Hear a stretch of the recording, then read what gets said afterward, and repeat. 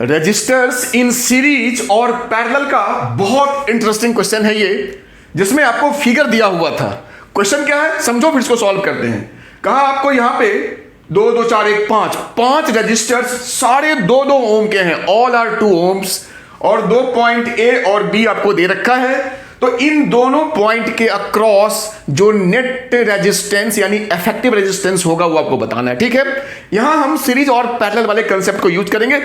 थोड़ा सा फिगर में रीड्राइंग करके हम उस चीज को समझेंगे। देखो, हम सबसे पहले इस वायर की बात करते हैं। देखो, ये वायर हमारा इस वाले वायर से कनेक्टेड है और ये पूरा एक ही वायर है। तो क्या हम इस वायर को सीधा यहां से ऐसे कनेक्ट कर देंगे? एक ही बात हो गई, सिंपलीफाई हो गया।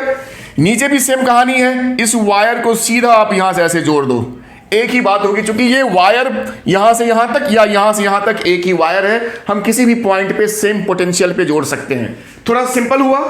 अब क्या करेंगे, देखो इस रजिस्टर का, इसका, इसका, इसका, ये चारों रजिस्टर्स इस वाले वायर पे कॉमन है, ठीक है। यानी इन चारों का जो एंड है वो सेम पोटेंशियल पे है।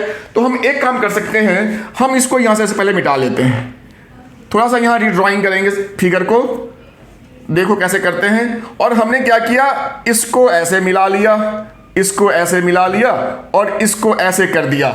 एक ही बात है, अभी भी ये सारे सेम पोटेंशियल पे हैं।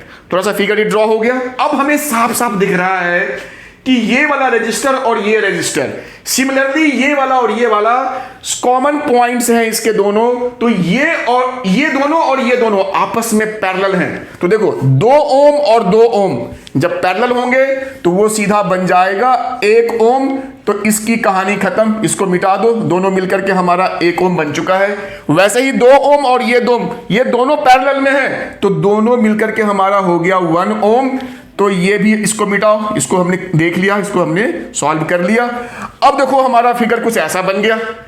अब ये और ये देखो एक ही, इसको और सिंपली कर दो, एक ही वायर है, इसको सीधा ही कर दो, इसको सीधा ऐसे मिला लो, एक ही बात हो गई।